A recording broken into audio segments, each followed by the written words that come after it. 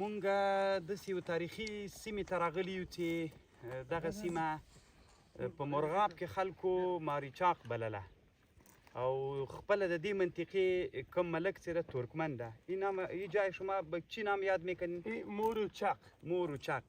دا اصل کې ځکه هغه خلک ماریچاق دی موروچاق اصل کې مروه کوچک چې مرورود و مروه کوچک دی وایي دا جیسې وایي چې 8 کیلومتره د ترکمنستان په حدودو کې هغه لویه مروه چې یو وخت کې د خراسان پایتخت په اسلامي خلافتونو کې د خراسان پایتخت و مرکز تیر سوی ده نو موږ هغې سیمې ته راغلي یو دا تقریبا د پاسنۍ کلا ده دی وایي چې یا د قلعه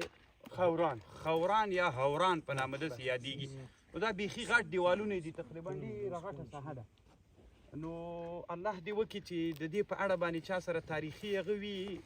یو ملګری دلته وایي وروسته به هلته موږ کلي کې پوښتنه وکړو چې دا د عبدالرحمن ابن عوف ښیي عبدالرحمن ابن عوف خو نه ده د دې فاتح عبدالرحمن ابن سموره تېر سوی ده دلته چې خراسان ته راغلی عبدالرحمن ابن سموره رضی الله عنه راغلی بل د تاریخ په کتابونو ټولو معتمدو کتابونو کې دا مسله داسې ذکر کیږي چې په مروې کې مرورود کې چې دا مرغاب اصل کې مرورود ده مروه آب یعنی د مروي اوبه کته ماری ده ماری آب یا مرغ آب د مروي اوبه چې د مرغاب لوی سیند په دې ساحه کې بهیدلی ده نو ډېر احتمال دی ولري چې دا ساحه دی د احنف ابن قیس رضی الله عنه چې د دې سیمې ته د اسلام راوړلو یو فاتح ګرځېدلی ده نو ځکه دا هم ډېر لوړ جي کې دی او ډېره ښه تاریخي کلا ده نو احتمال دی ولري چې دا د احنف ابن قیس رضی الله عنه چې د خراسان تقریبا د ډیرو سیمو فاتح ګرځېدلی ده او دا سیمې فتح کړي دي نو کیدلی سي چې دا د هغه قصر وي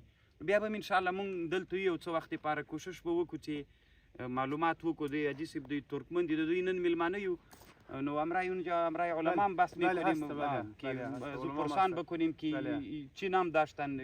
خوب گپ است بسیار خوشحال شدم آمدن شما خیر ببین ان شاء الله خیر ببین خوشحال